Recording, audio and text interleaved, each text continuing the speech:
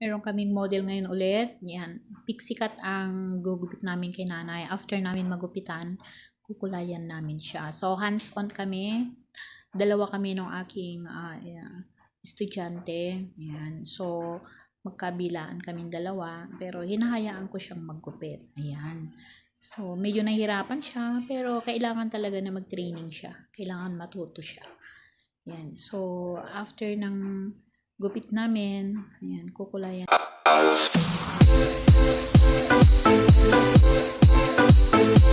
Ayan. So, ito na yung gupit namin. So, maraming puti si nanay.